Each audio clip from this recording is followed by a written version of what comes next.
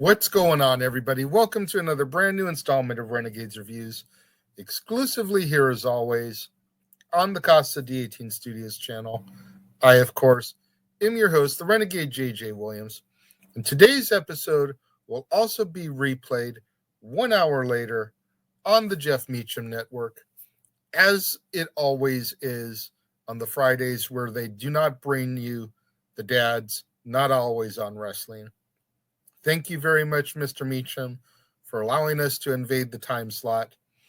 And today, even though it's not a Dad's Not Always on Wrestling episode, it is a Casa D18 Studios reunion, as myself, the West Coast professor, Jeff Meacham, and the stat boy himself, Mike Caldwell, have all come together to discuss 2013's Saving Mr. Banks, starring Emma Thompson, Tom Hanks, Annie Rose Buckley, Colin Farrell, Ruth Wilson, Paul Giamatti, Bradley Whitford, Jason Schwartzman, BJ Novak, Kathy Baker, Melanie Paxson, and Rachel Griffiths. What's going on, everybody? Thank you for joining me here once again for another brand new installment of Renegades Reviews. And today's is going to be a doozy, man. Like I told you in the introduction, it's a Casa D18 Studios reunion. Myself, the West Coast professor, Jeff Meacham, the stat boy, Mike Caldwell, all here to discuss Saving Mr. Banks. But before I bring them in, let me just run through the synopsis of the film like I always do. And our movie opens in London in the year 1961. As agent Dermond Russell tries to urge the financially strapped author P.L. Travers to travel to Los Angeles, California in order to meet with Walt Disney, who has tried to pursue the film rights to her books, Mary Poppins, for 20 years, after having promised his daughters that he would produce a film based on those books. However, Travers has steadfastly resisted Walt's efforts, fearing what he will do with her characters. With Travers having written nothing new and her book royalties having dried up as a result, she is at the risk of losing her house. Russell reminds her that Walt has agreed to two major stipulations: no animation and script approval, before Travers finally relents and agrees to go meet with Walt Disney. Now, through flashbacks which are interjected throughout the entirety of the film, we are shown Pamela's difficult childhood in Elora, Queensland, Australia, in the year 1906, which became much of the inspiration for Mary Poppins.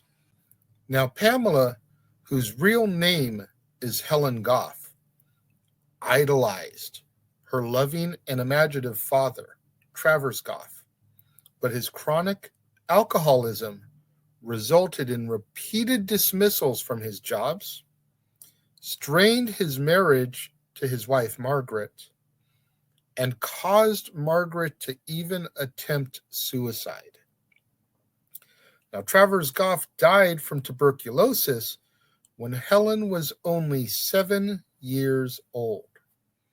And prior to his death, Aunt Ellie, who was Margaret's stern yet practical sister, came to live with the family and promised to fix everything. Ellie later served as the main inspiration for the Mary Poppins character. Now, back in 1961, P.L. Travers arrives in Los Angeles and is annoyed by what she perceives is the city's unreality and the overly perky inhabitants, which is personified by her friendly limousine driver, Ralph. When she arrives at the Walt Disney Studios in Burbank, Travers meets the creative team, who are responsible for developing Mary Poppins for the screen. Don DeGrady, a screenwriter, and musical composers Richard and Robert Sherman, the iconic Sherman Brothers. Pamela finds their presumptions and casual manners highly improper, a view that she also holds of the jocular Walt Disney. Now, Pamela's working relationship with Walt and his team is very difficult from the outset, with her insistence that Mary Poppins is the enemy of sentiment and whimsy. Walt and his staff are puzzled by Pamela's disdain for fantasy, given the nature of the Mary Poppins story, as well as her own rich imagination. In particular, Pamela objects to how the character of George Banks, the children's estranged father, is portrayed, insisting that he is neither cold nor cruel. Over time, the team begins to grasp how deeply personal the Mary Poppins stories are to Pamela, and how many of the characters were inspired by her past. The team acknowledges that Pamela has some valid criticisms, and they begin to make changes, although she becomes increasingly disengaged as painful childhood memories begin to resurface. So, seeking to understand what is bothering her, Walt invites Pamela to Disneyland, which, along with her developing friendship with Ralph, as well as the creative team's revisions to the George Banks character and the addition of a new song in order to usher in a different ending, helps to dissolve some of Pamela's opposition. Pamela's creativity reawakens, and she begins to collaborate more with the team. Soon afterward, however, Pamela discovers that an animated sequence has been added and becomes enraged. So she confronts Walt and returns home. Walt then discovers that P.L. Travers is a pen name taken from her father, Travers Goff, and that her real name is Helen Goff, and that she is Australian and not English. All of this gives Walt new insight into who Pamela is, and he follows her to London. When Walt arrives unexpectedly at Pamela's home, he begins to share his own less than ideal childhood stories with her, but he stresses the healing value of his art. He urges Pamela not to let the deeply rooted past disappointments dictate her present. That night, after Walt has left, Pamela finally relents and grants the film rights to Disney. We then jump ahead 3 years to 1964. P.L. Travers has begun to write another Mary Poppins story, while the film is getting ready to have its world premiere at Grauman's Chinese Theater in Hollywood, California. However, Walt has not invited Pamela, fearing how she might react with the press watching.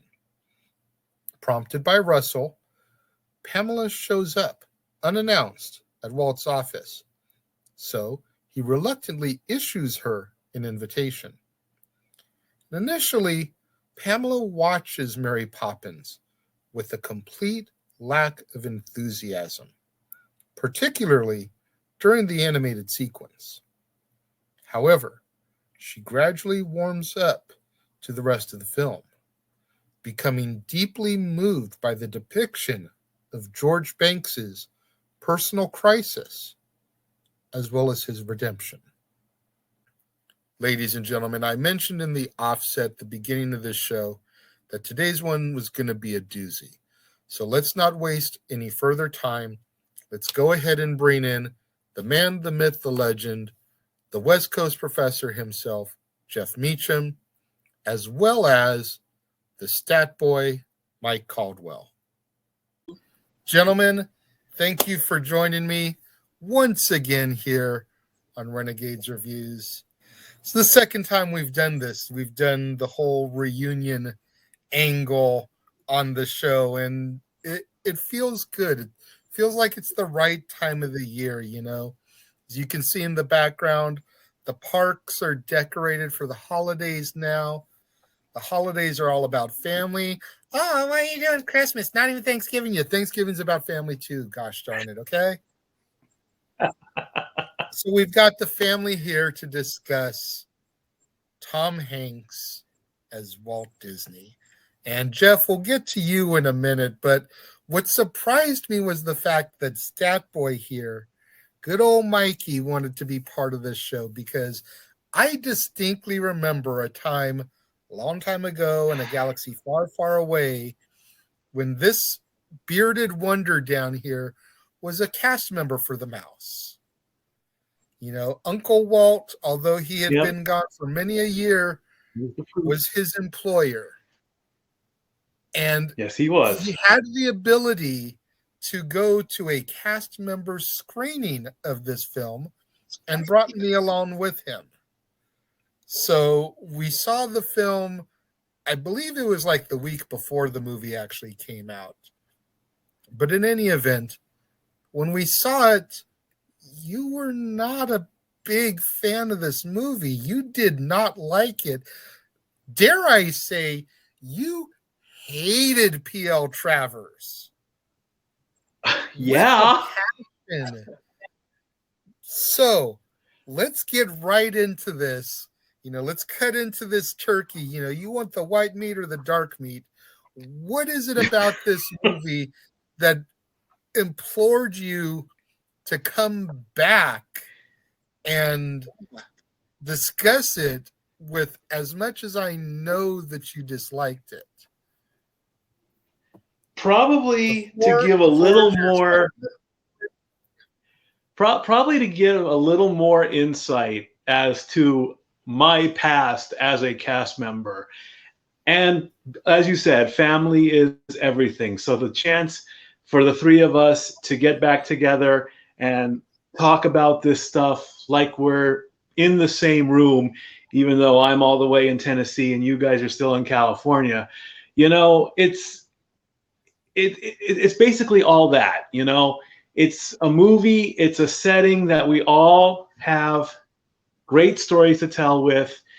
You guys are more Disney than I ever was, because I will admit on camera, I was not the best cast member ever. You guys were learning all the inside stuff. You guys were knowing stuff even before I got to it.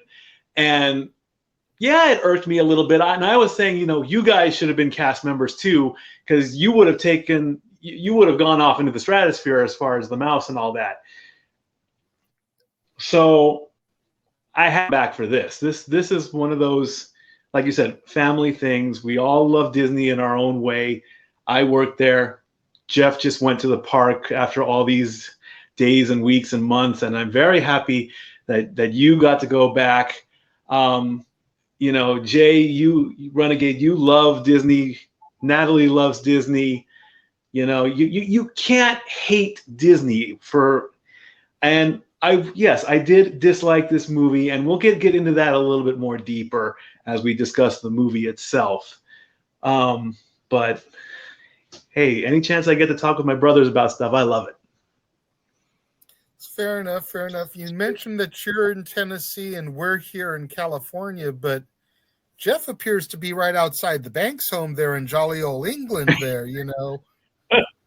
What is it about this film, Meacham, that brought you to the camera?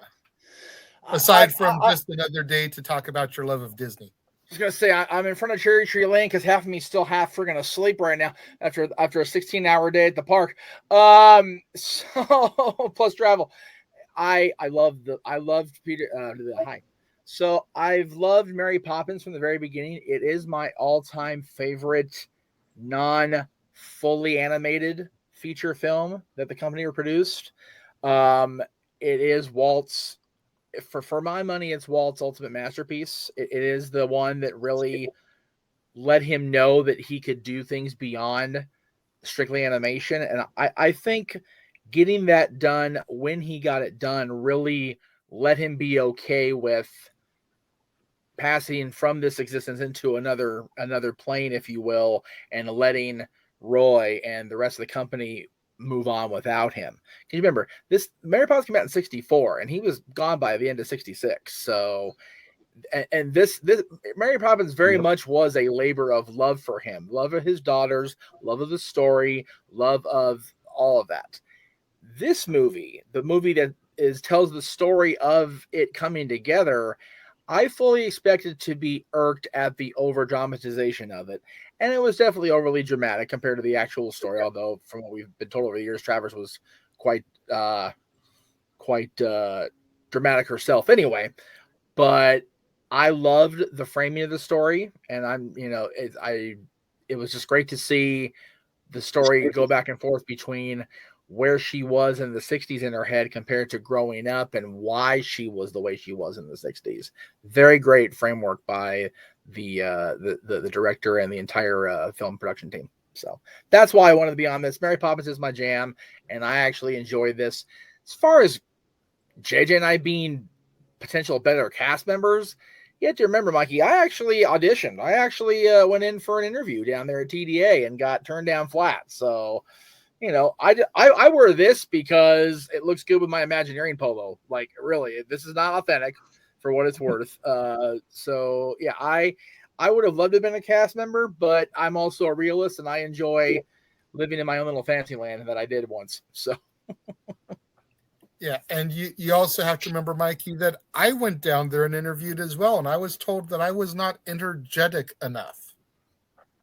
Which if anybody knows me and the Disney company, they should know how much love and energy I have for the brand. I mean, our dad's logos are done in Disney font, for Christ's sakes. Yeah.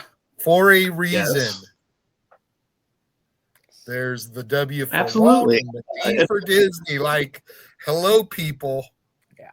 McFly, anybody home? Yeah, there's a reason my graphics for this entire week on my network have the Disney font to it, because we just love this place, this whole brand so much. So, well, seriously, if you remember, I had to go back the second time before the 50th had just started. They said I wasn't ready for that. I had to back 6 months after my first, so I didn't get it on the first one either. I don't know what the politics was before that. So, what I did on the second one was the second interview was exactly what I did on the first one. So I don't know what I did any different to get in. So, well, the 50th, desperate times, desperate measures. The 50th was absolutely bonkers for everybody. Cast members, guests, everybody. It was a complete circus, because I still say they didn't count on that many people coming in. The 50th, I had never at that point seen the park that attended. It was bananas out here for the 50th, which, God, that's over 15 years ago now, which just makes my go any higher. Yeah, it was definitely crazy. So I can see why they would maybe say, this guy doesn't look ready to deal with this. By the time it died down when you went back, maybe it makes more sense. Anyway, as we do on JJ's channel on our shows, we're off the rails here. So, it's okay, because it all ties back to the love of Disney, right? Saving Mr. Banks, Jeff, you alluded to how it kind of bounces back and forth between the 60s and where P.L. Travers has come on her journey, and then back to the early turn of the century with young Helen Goff, going through her experiences and everything that helped essentially shape her stories and her characters. Yep. You know, I love the fact that we really get a good sense as to where a lot of these characters that we now know and love came from. That was one of the things that really endeared me to the story. Absolutely. And Mikey, we'll start with you. You know, out of all the characters from Saving Mr. Banks, which we eventually then see inspired the Mary Poppins characters, which one did you like seeing the inspiration for the most? I would have to go with Travers Goff himself, Okay. because I believe he is the keystone. He is the main brick in the wall. He is the piece to all of it. You know, the relationship that Helen and Travers had, you know, that expands through time. Daddies and children, daddies and kids. So it was one of those moments, and I think it was one of the toughest watch. And I believe it was the scene at the fair where things started to go down with his drinking problem, with his injuries, getting sick and all that. I mean, at the end, that of course is definitely the saddest part when Travers died. That was the saddest. But getting to that point, yeah, it was just it was a teary moment, absolutely. But I prefer to focus on, you know, them playing in the front yard, trying to catch the hen, riding horses. Do you like why he shaved? Do you like silky kisses or scratchy ones? Those little moments. That's what gets you here, and that's what I liked so much. I'm glad that you mentioned that, because I was gonna mention that back to you, since you mentioned the whole Travers Goff character and the part of the whole thing with her not wanting Mr. Banks to have the mustache. You know, it goes back to that scene with her and her dad. You know, why do you shave like that? You know, well, do you prefer silky kisses or do you prefer scratchy kisses? Well, then this is what a father must do, if just to spare his daughter's cheeks. You know, Right. everything that we learned about and we saw in the past tied to something in the modern day in the story.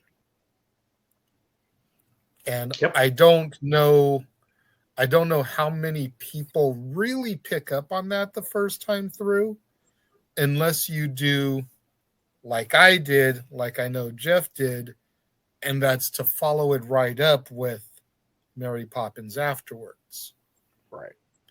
Jeff, same question to you. You know, out of all the characters that we got kind of the inspiration for within Saving Mr. Banks, which one did you enjoy seeing, you know, kind of the rooting of and where that characterization came from?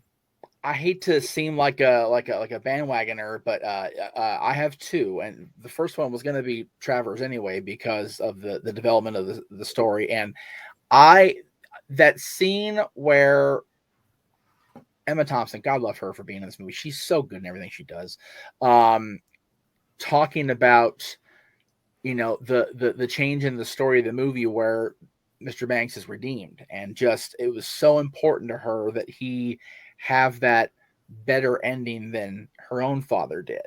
And that may, as a father, now I was a father by the time this movie came in anyway, but as a father looking back at that, it just makes me openly weep every time I see that scene. I also, and I forget the nanny's name, so forgive me for this. Helen's real life nanny, when she comes in, who is the inspiration for Mary Poppins. And if you read the books, which I highly recommend, by the way, the Mary Poppins character is very much more grounded and very much more non-whimsical in the stories and in her real life compared to what we saw in 1964 and whenever Returns came out.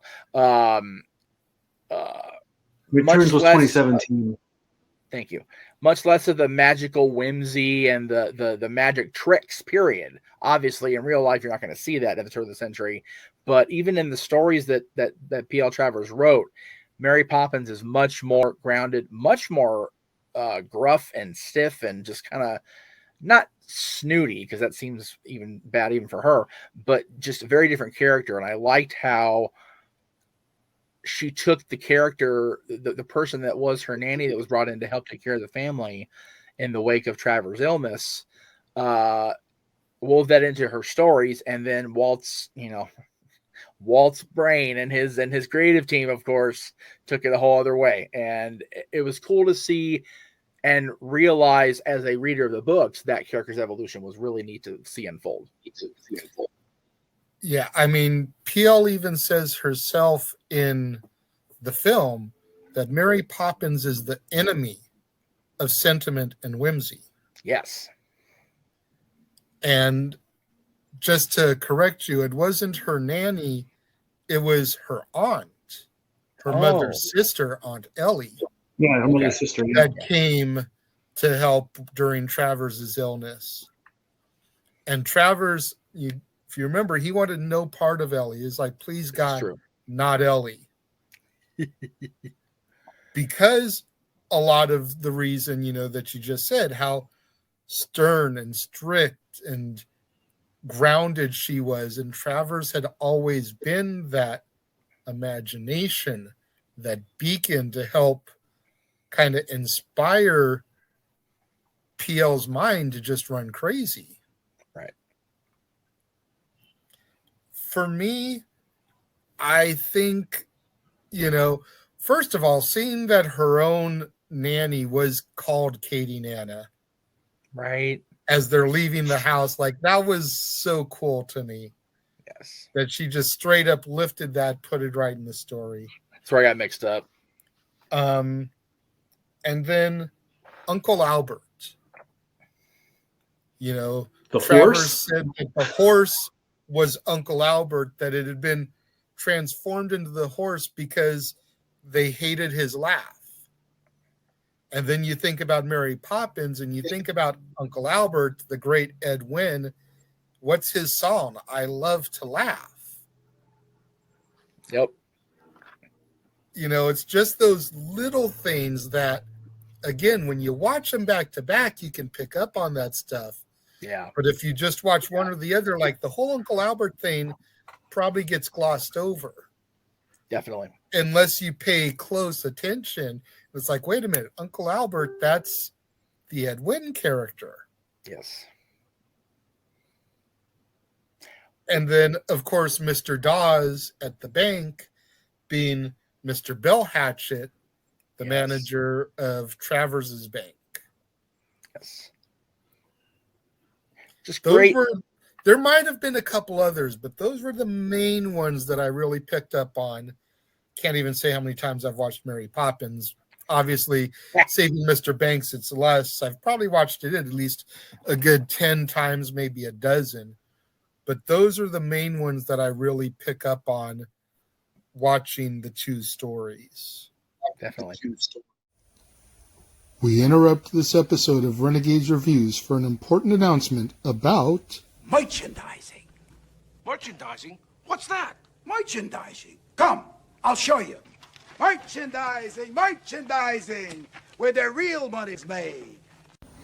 Make sure you go over to teespring.com/stores/Jeff Meacham Network for all the t-shirts you see here from the West Coast professor, Jeff Meacham himself. You can get shirts for the Jeff Meacham Network, Talk Wrestling, as well as the red and gold Meachamania shirts. And while you're there, don't forget to get your shirts of the Casa D18 Studios Brotherhood, the Dads on Wrestling shirt, the Renegade J.J. Williams, Statboy Sports Bar, and the #StatBoyApproved shirt. Make sure you go over to teespring.com/stores Jeff Meacham Network and score your shirts today.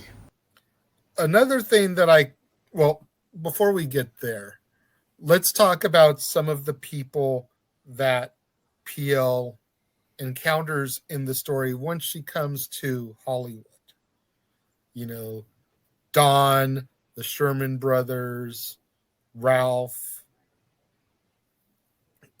all of these central characters that really kind of help chisel away at her exterior and her wall, and first it's the Sherman brothers, I think, that really start to make way with their gorgeous tunes. And the Sherman brothers, we could sit here all day praising the Sherman brothers and their musical abilities, but especially after me going there yesterday. Out of the songs for the film, what would you say is your favorite, Mikey? As much as I love that the happy-go-lucky and all the popish tunes, of Go Fly a Kite, Supercalifragilisticexpialidocious, it's gotta be Tuppence, Feed the Birds, because I love the backstory of it. I love the scene in the movie where Richard is playing the piano, playing the song, and I just love the story that they taught us at Disney University, that when Walt heard the song, he loved it so much that whenever he was having a bad day and Richard and Robert were working, all he'd have to do is just go up to them and just say 2 words, play it. And immediately Richard would belt out Tuppence a Bag. It's got so much power to it. Yes, it can be a lullaby. Yes, it can be a calming song. And we just watched the movie before I'll admit it, I teared up. It got to me. It's one of the I'm not much of a crier during movies. It's a beautiful, well-written song, and I love the story behind it. And I believe I've done this many times in the La Grande Californian. We would go up to the piano player, have him play songs, and I think it worked once. And I said those 2 words. I said, play it. And the piano player just went right into it. I sat in the chair, and whatever day I was having, if it was a bad day or a stressful day or a long day, it just melted all away. So Tuppence, Feed the Birds. Tuppence a Bag. Okay. Loved it. What's your least favorite song in the movie?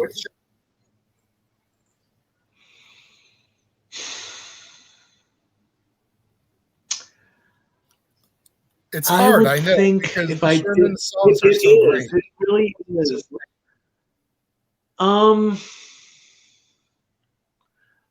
Probably I would want to say that the one that I didn't really get to was probably Fiduciary Bank, because I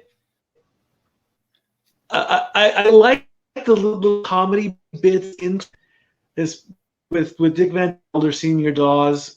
That kind of brought it up, but the actual it seemed like it was a little bit too stern and stiff, because it's about business, it's about money, it's about finance. It's supposed to be stiff because it's about all those topics. It's the complete antithesis of Feed the Birds. That's probably where I lost interest. There's that one part in almost every movie where you lose interest or you just don't pay attention to it. So when that sequence was happening, minus the funny parts, I think that's the song. Yeah, I'm going to go with that. But see, as far as Saving Mr. Banks goes, I kind of love how they bounce back and forth between the Shermans playing it and kind of creating it, and then it bounces back to the carnival in Australia and Colin Farrell being involved in it as Travers Goff. Like, I can see how in the realm of the actual Poppins movie, you don't get it and get into it that much, but granted, we're touching on Poppins, but the focal point is Saving Mr. Banks. The way they edited it Right. within the confines of that film, I think kind of made it a little bit more entertaining than its original outing in the 64 Mary Poppins movie. I gotcha. Personally. Jeff, we're going to swing it over to you. Same two questions. First thing first, what is your favorite song from the film? And then you can just immediately follow it right up with your least favorite song. I'm going to break format on your show. If you want to fire me, go ahead. My least favorite is Mikey Page took my answers. Fidelity Fiduciary Bank. I like that song, but you're asking for my least favorite. It's like asking me my most favorite Disney thing or my least favorite Disney thing. It's like they're all great. What are you talking about? It's like pulling off a limb. It's just not. It's not as fun as the other songs. As far as my favorite, again, Mikey touched on it. I have known the story about Walt asking the Shermans to play Tuppence a Bag, Feed the Rose, whatever you want to call it. Since I didn't even get as far as Disney University and taking the courses and whatever. So I showed it yesterday on our special for Mickey and for the company as a whole. Walt's light being on throughout this whole pandemic nonsense was really reassuring to everybody that saw it. Walt's presence is very reassuring even now, and people are going to say I'm being way too sentimental for a P.L. Travers story, but just every time I hear that song now, whether it's on a radio or just happen across it on YouTube or some reason, I get the misties every time. And when I was making the playlist for us to listen to on the way down there, because the original plan was for Dylan and I to take the transit all the way down and all the way back, Tuppence a Bag was one of the first songs I put on the list just because it's Walt's song, and that's ultimately the bottom line. That's why I get so sentimental about Snow White and her being removed from different things around the parks, because that's Walt's princess, damn it. Same with this song. This song, as great as it is just as a song, definitely holds a higher place than most in the Disney and the discography because of its place in Walt's heart. So that's why it's my favorite. Okay. Fair enough. Well, at least we're going to have some different answers on this program. My favorite song, as far as Poppins goes, is Supercalifragilisticexpialidocious. But within the realms of saving Mr. Banks, it's Let's Go Fly a Kite. Yeah. Because that moment... The song that broke P.L. Travers. Exactly. That moment is what really made the Grinch's heart grow 3 sizes that day. Yes. As adamant as she had been about all the stuff they were doing to her characters, when she sat there and she saw that they had given Mr. Banks his redemption arc and he mends the kites,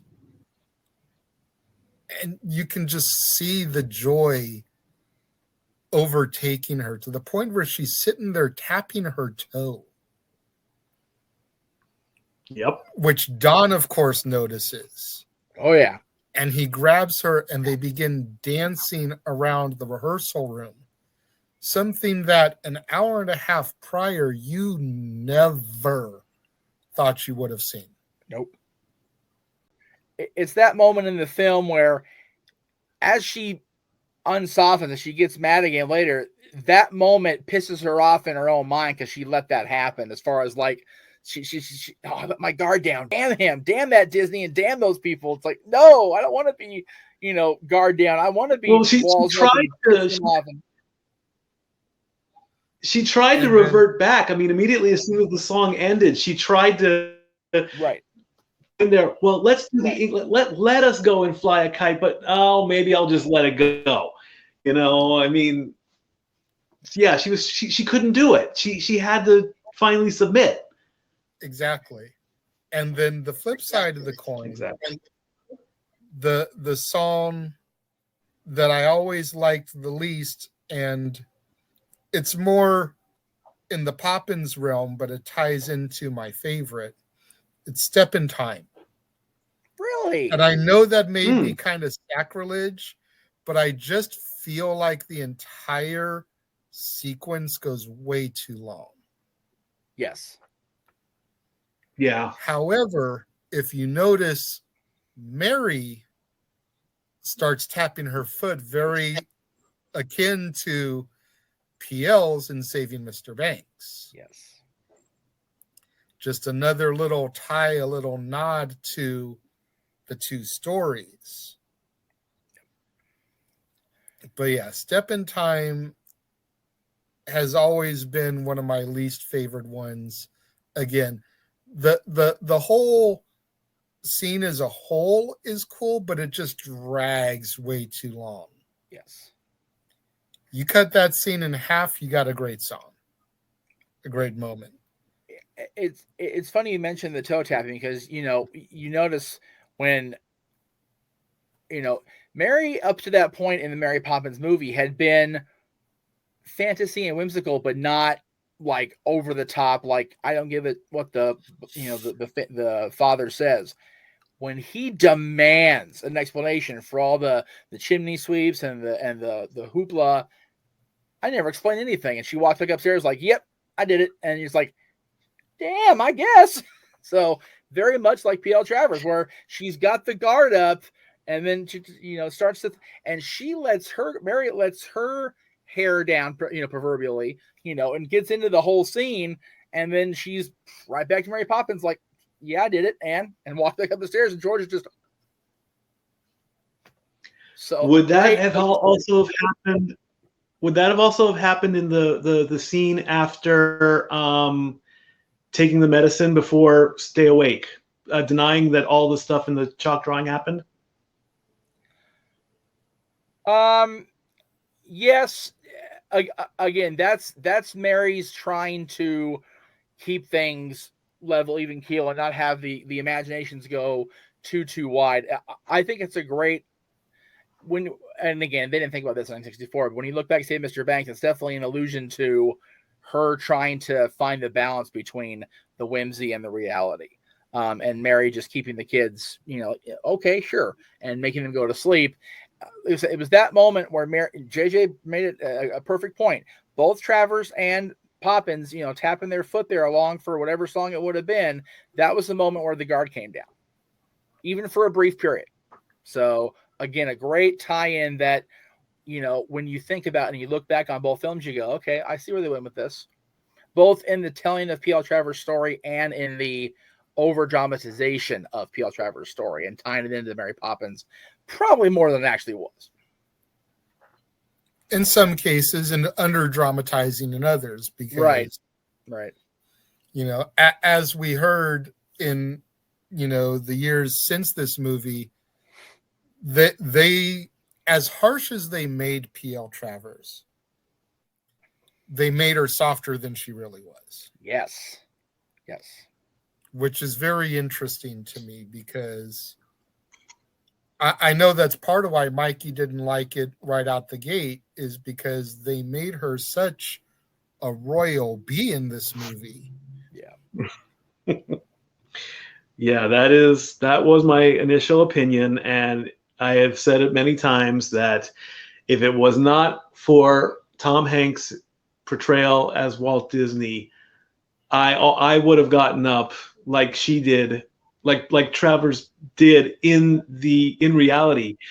At the premiere, she did walk out of the movie because she just couldn't take it anymore, and I was just sitting there, and I'm thinking, I'm like, you've got this guy, you've got Walt Disney, who wants to make the children happy, who wants, take the business side out of it, take the business out, take money out, take the all that business financial empire out, and look at just the piece where he wants to make the promise to his daughters about taking the story, taking Mary Poppins out of the book and putting her on the camera, putting her on film. She's going to fly into your TV screens eventually.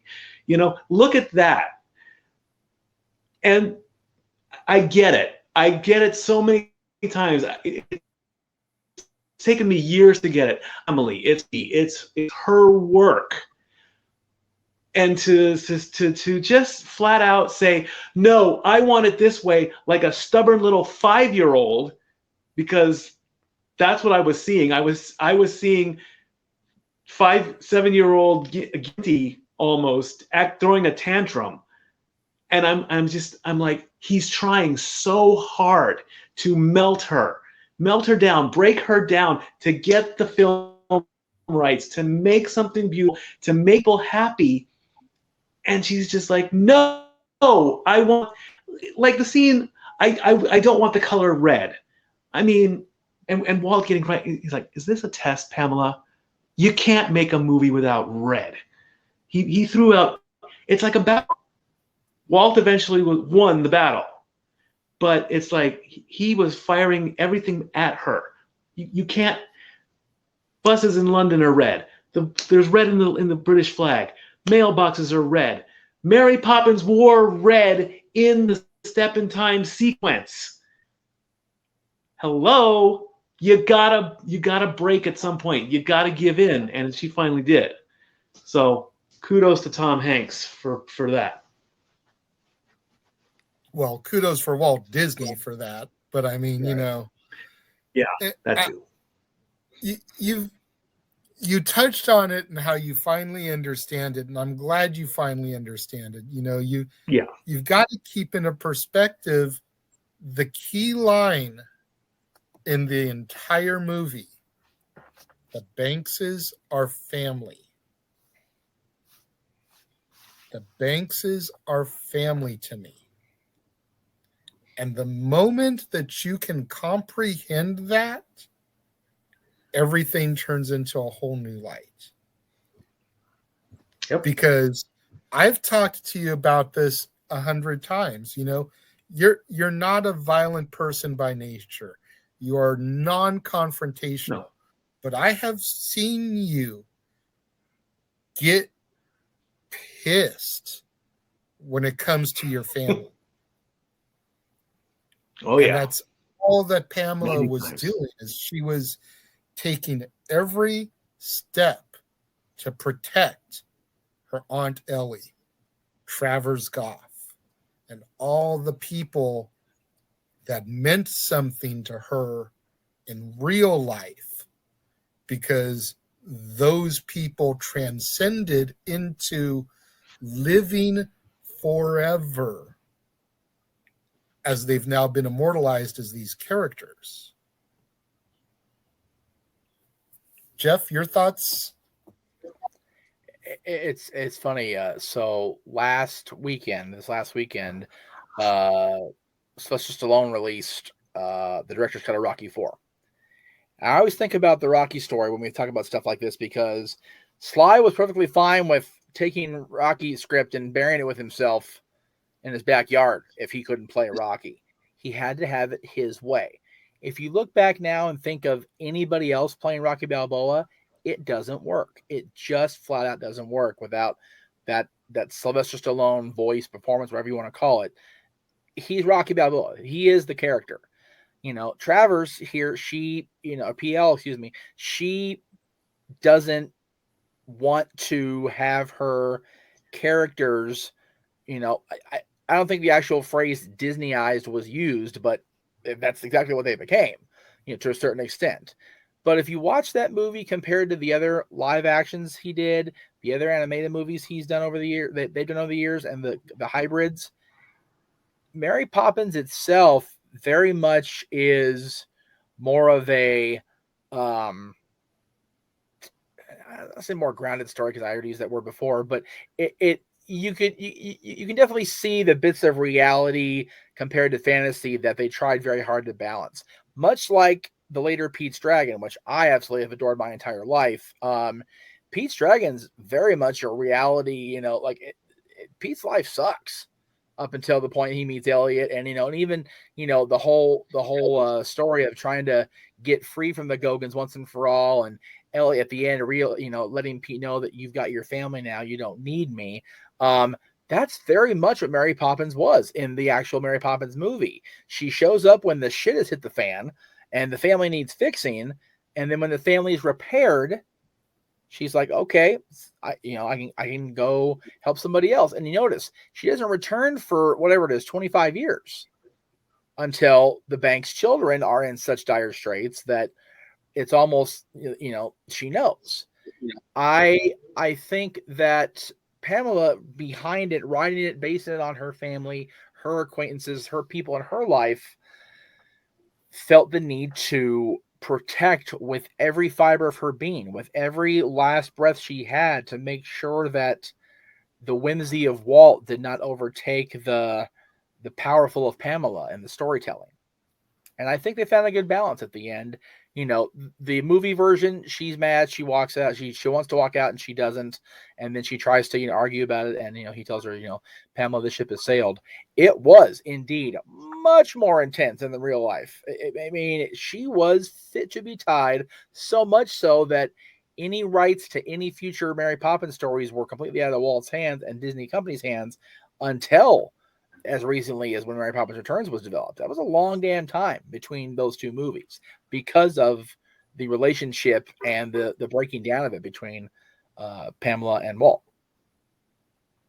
There you go. The one other character that I really want to talk about in Saving Mr. Banks, as much as the Sherman brothers and even Don to a lesser extent were able to help soften Pam, we got to talk about Ralph, the limo driver. Oh my God, yes.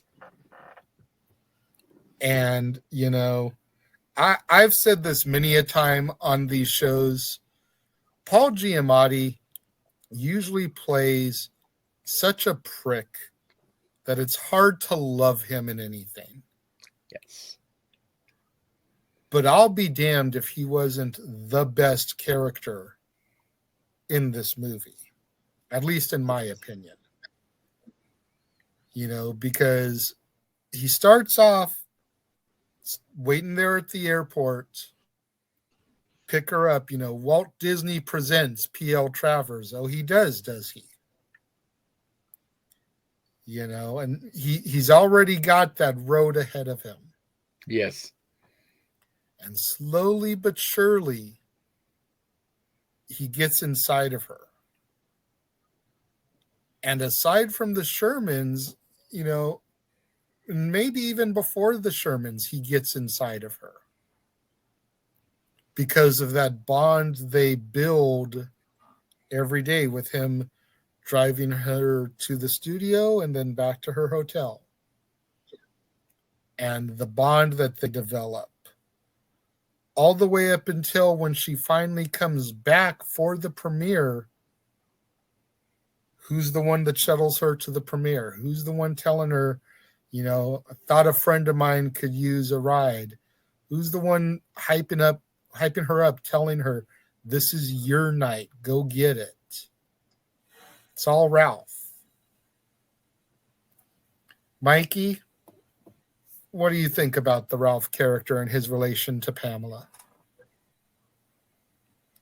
If Ralph was the model cast member, if there was a model cast member that Walt wanted back in the day or even now, would definitely be at the top of the list. He was a very polite character. He was a very respectable character, meaning he gave Pamela every inch of respect, no matter what the cost. He was cheerful. He was happy. Equal what a cast member is supposed to be. Regardless of the situation, regardless of the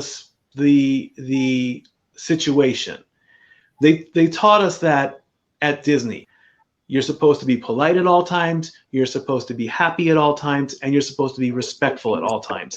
And he did that no matter what. He never got cross with her. He never got angry with her. He might have gotten a little bit frustrated with her more than likely the scene when they talked about the weather in Los Angeles.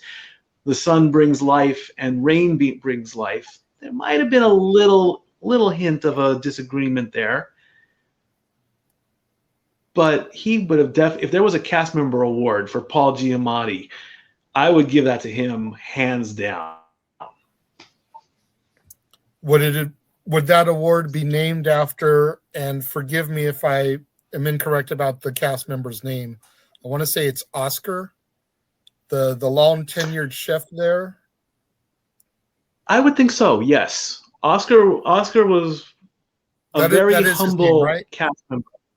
Yes, his name was Oscar. Yes, I don't remember his last name, but if he was there prior to day one, you know, he was definitely one of the nicest gentlemen ever to work in the park, and I got to see him on more than one occasion, and I get humbled sometimes. And boy, when I first met him, I almost was in tears when I first heard his story, and then I finally saw him. I'm like, what? I even asked him, I'm like, what do I have to do to be like you?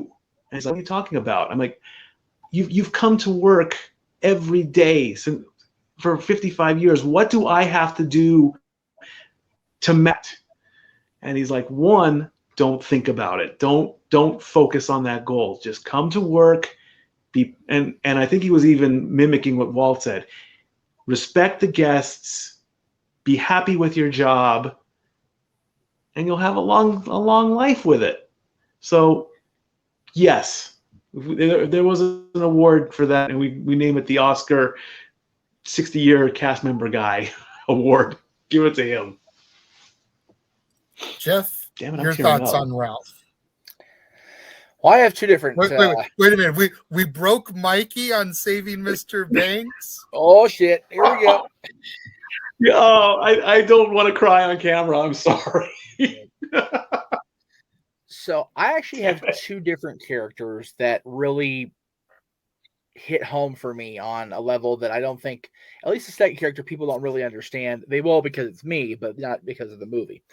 So, of course, Ralph. I mean, he was, from what we've been told, an amalgamation of several different limo drivers, but they all treated PL with respect and, you know, did their best to soothe the savage beast, if you will, throughout the course of the making of the film. So it was nice. It was wonderful to see Paul Giamatti in a role where you didn't want to punch him in his face. Definitely a great switch from the usual. Something that I noticed in the movie, though, and I had to go back and watch to make sure I was correct. That's why my head was down during Mikey's dissertation, so I apologize.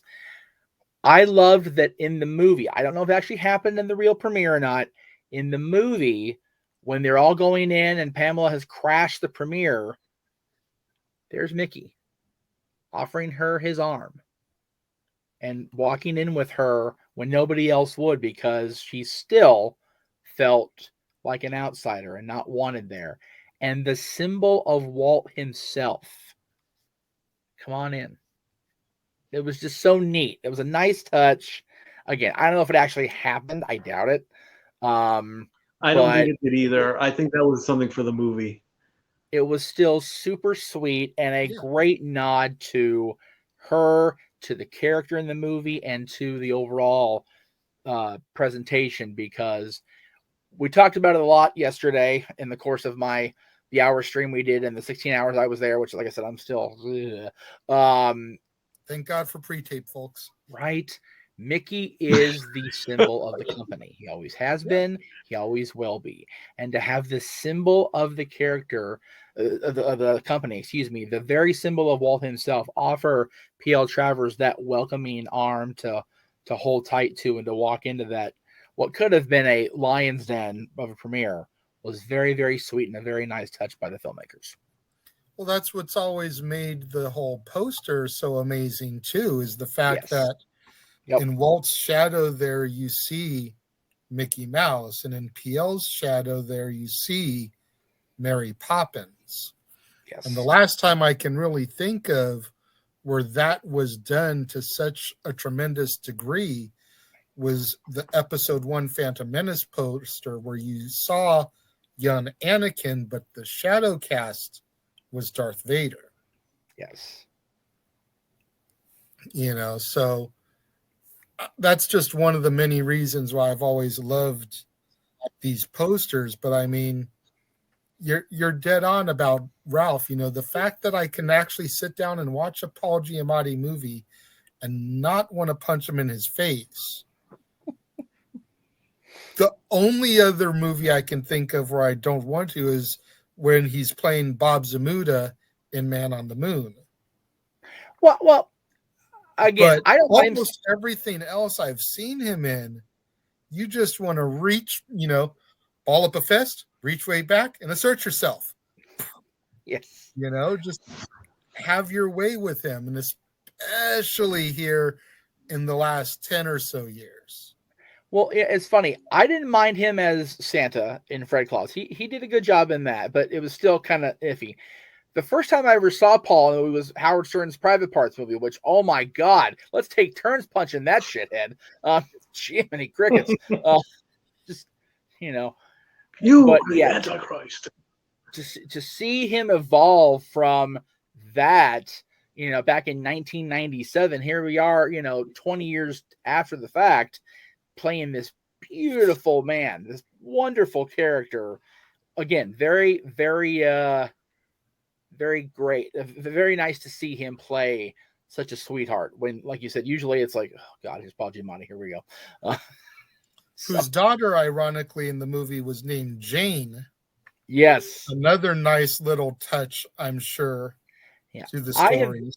I have loved so much how they've preserved the legacy of Mary Poppins and the Travers story between this, the different little nice little touches in Mary Poppins Returns. That's why I say this is my favorite movie as far as Mary Poppins goes. St. Mr. Banks is wonderful. I definitely will give it the grade I give it here momentarily. But again, Mary Poppins was Walt's masterpiece. It was his final, other than starting Walt Disney World's creation, which, God, 50 years this year, by the way, for Walt Disney World. Holy moly. This movie is Walt's everything he had moment movie. So that's why Mr. Banks, Saving Mr. Banks is so important to me as a fan, because it tells the story of him wearing himself the hell out to get this done. I'm glad you just brought that up, because I'm going to be a little Debbie Downer here for a minute. We're going to get on a little bit morbid. Do we feel as a panel here that Walt's pursuit of these stories and everything that it took to get it done helped lead to his death just a couple of years later? Granted, he was a heavy smoker, so I'm sure there were other underlying issues with him. But when you think about the fact that just about 2 years after this film was finally made, I've done it. I've kept my promise to my kids. I've accomplished my 20-year mission. Like Jeff said, I can go now. This film is very much Walt's legacy. More so than Snow White, Fantasia, the parks itself. This film is very much Walt's legacy.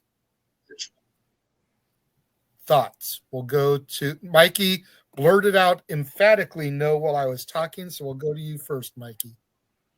I'm going to say that I'm saying no because you got to put in the work, but I don't think it was the work that led to whatever health decline, lungs, or heavy smoking. I have to disagree with that. I mean, yes, I will admit, frustrating.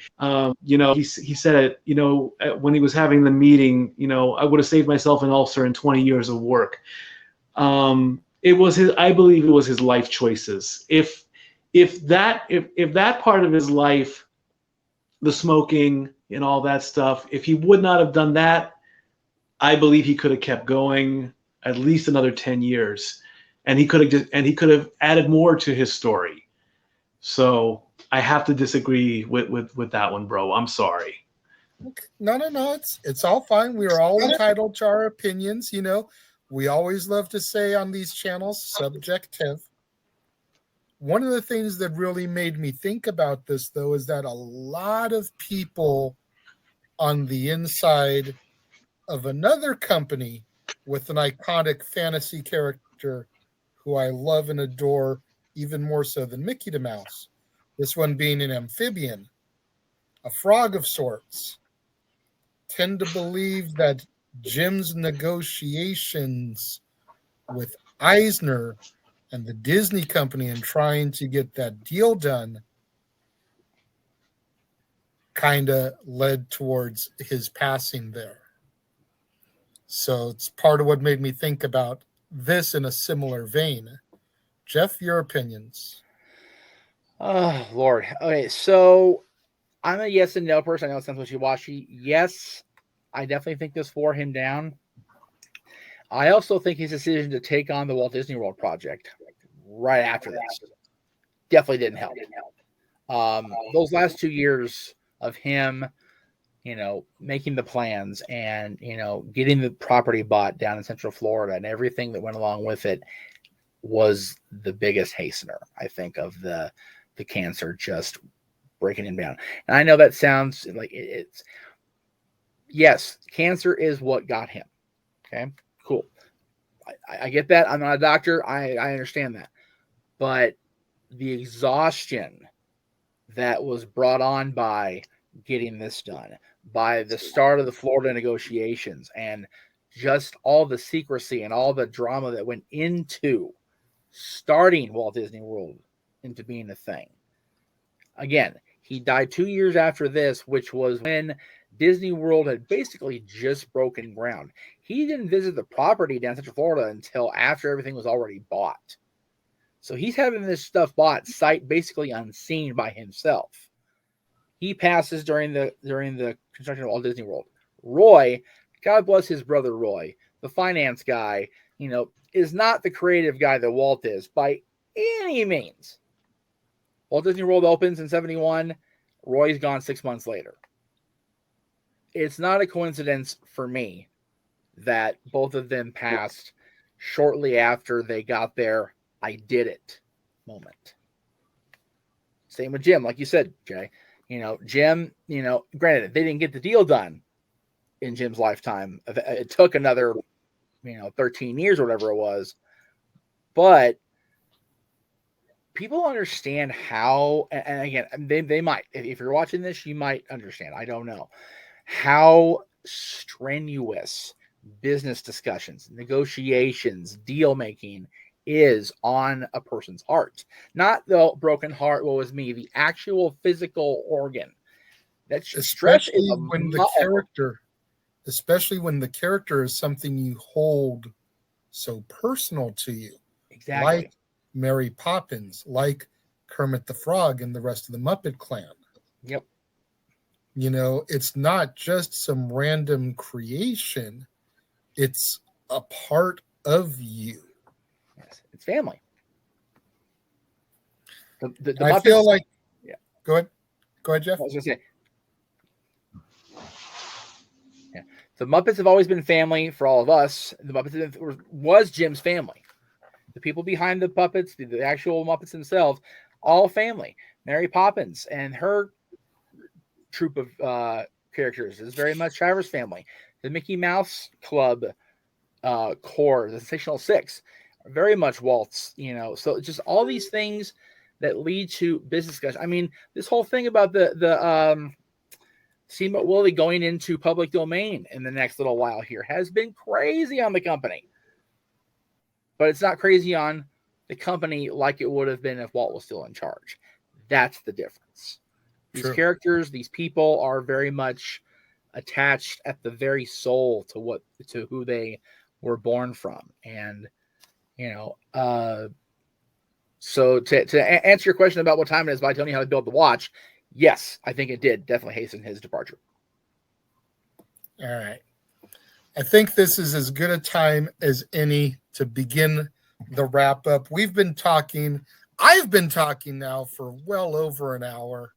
Right. These gentlemen have been joining me for roughly an hour, and we still haven't even given our ratings on this film. You know, I'm going to go to Mikey first because this is the man that wanted to walk out of the cast exclusive screening because he hated it that much. Mikey, after 8 years of this movie being in existence, after just watching it once again before you sat down with us to do this today, out of 5 stars, no quarters or 3/4, you can give halves. What do you give Saving Mr. Banks? 4.5 stars. There's still that little part of me that wants to go all the way and give it 5. If you asked me this question when I first saw the movie, I would be below the 4s. I would say 3.5. After learning, after talking with you guys, after seeing it again, I brought it up. So I'm going 4.5. Like I say, it's just that nagging little P.L. Travers character. And I mean, she did such a good job. It's such a good job. It's too good. It's too good. If she could have toned it down just a little bit, it would be 5. But I got to go 4.5. Okay. Jeff, I'm sure I don't even have to ask you, but go ahead and tell the people what you give it. Well, I might surprise you, Jay. I'm going to say 4.5 as well. Wow. Okay. And again, really? Wow. You don't let me do quarters. Otherwise, I would do 4 and 3/4. I love this movie. I always will. But I feel that the parts that they over dramatized, or in fact under dramatized, the fact they just didn't tell the story. And again, they're movie makers. They have to make it more, appealing for the people sitting there for 2 hours or whatever. I would have kept the story more grounded to what it actually was, and not, even 1964, you can't have us believe that she hadn't signed the rights over yet during the whole. You don't make a movie without signing the rights over. That's just not the way it's done in 1964, 1924, 1994, 2024. It doesn't work that way. That part I was like, really? Other than that, like I said, 4 3/4 if I could, but if I can't, 4.5. Okay. Fair enough. Fair enough. That brings it to me, and for me, it's a 5-star. Oh, okay. For me, this is one of Tom Hanks's best performances. Oh, yes. And we have to keep in mind we're in the midst of Tom Hanks month. So some of the focus has to be more on him and his performance as Walt, even though it's very much Emma Thompson's movie. Right. But 5 out of 5 stars for me, whether it's over or under dramatized, whether things have been changed to alter the truth a little bit so that the legacy of P.L. Travers isn't of her being this raging bee all the time. I feel like the story that was told was perfect. It hits every note you want it to hit. It establishes where the characters for Mary Poppins comes from, why they're so important, why she holds them so dear. It hits you in all the right places to where I openly cried during numerous moments in this movie. And I mean, it's just iconic. Walt Disney and Tom Hanks's portrayal. Tom Hanks has now portrayed Walt Disney, and he's portrayed somebody that, Stat Boy, you'll be back later this month to join me when we discuss again. He's played Mr. Rogers now as Weekend well. tomorrow, baby. We've got him playing 2 iconic men who have helped shaped at least my childhood and life. And I'm sure your guys's and our numerous fans out there as well. So it's hard for me to think of this film as anything less than a 5-star classic, in my opinion.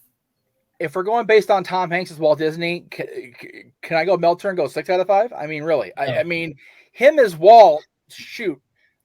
Put him in every Disney movie ever from now on. Like, seriously, have a Stan Lee cameo session with freaking Walt Disney walking through every damn movie now. I'm okay with that.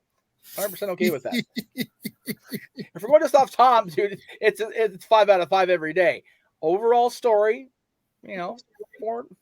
If I could, it'd be 3/4, but it's 4.5. So but yeah, Tom is Walt. Oh my God, he was so good. He was so good that I was very upset that I did not get to see him in the park while they were filming. I couldn't go anywhere near Main Street, and I couldn't go anywhere near the carousel. And I was so disappointed in that. I wanted to see him while I was working there, and I would have literally hit the ground crying, because I would not have called him Tom Hanks. I would have called him Walt. I have to get that part out there. It was, I believe, 2013 or 2014 when the principal filming was taking place, and to have seen that, all those extras in the movie that were walking along Main Street and riding the carousel, they got the greatest Disney experience you could ever get in the 2010s. To be transported back to 1961 Disneyland and to see Walt Disney there in the park, even though it was Tom Hanks, we know this, that is as high as you can go, I believe. And I wanted to I wanted to almost break protocol, and I just wanted to go up and just look him in the eye, and I would have melted at that point. That would have been a cast member's dream. I'm right there with you. Probably would have shat my pants, not gonna lie. Probably wouldn't have got even close enough where I could have, without having the smell reach his nose, poor guy. Because I mean, that's as close as we're ever gonna get in our lifetimes to meeting Walt, because he was gone long before any of us came around. So that would have been really sweet. Yeah. To have happened. But it is what it is, as we say around here. We interrupt this episode of Renegades Reviews for an important announcement about Merchandising. Merchandising? What's that? Merchandising. Come, I'll show you. Merchandising, where the real money's made. Make sure you go over to teespring.com/stores/Jeff Meacham Network for all the t-shirts you see here from the West Coast professor, Jeff Meacham himself.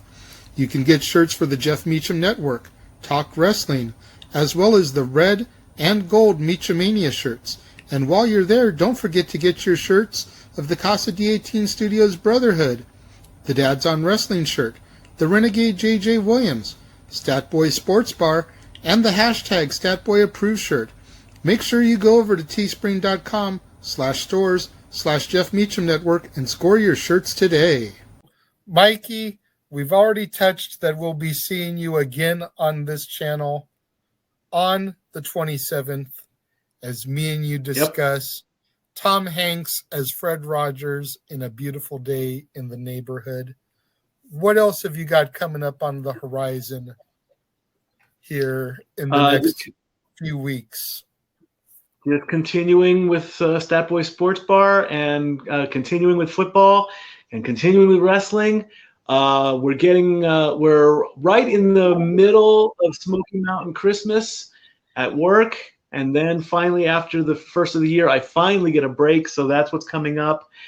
Other than that, it's just good old-fashioned me. That's all I got. Okay. Sounds good. And Jeff, we'll be seeing you here on the channel once again at the end of the month on the 30th, as me and you will be discussing the Polar Express. Yes. Definitely looking forward to that one. Other than that, what have you got going on the Jeff Meacham Network?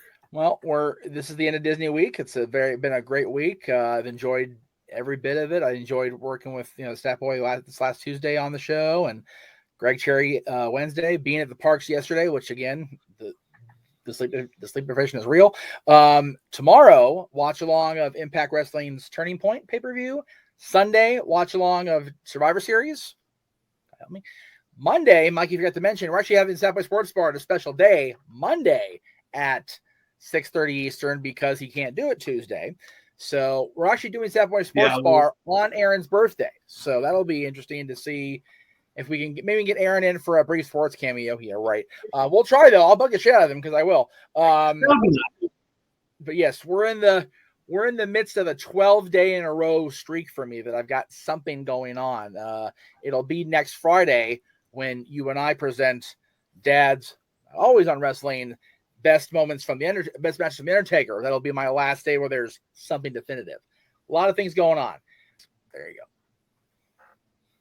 go. Okay. Good job, Jeff. Thank you. Sounds good. Well, gentlemen, we've been talking for almost an hour and a half now by the time everything gets edited in and everything. So thank you both for joining me for this very special episode. Again, it's always nice when we can get the family together to not be dysfunctional and, come together like we're supposed to celebrate these things. Make sure you guys tune in tomorrow as I'll be discussing Bridge of Spies. Ooh.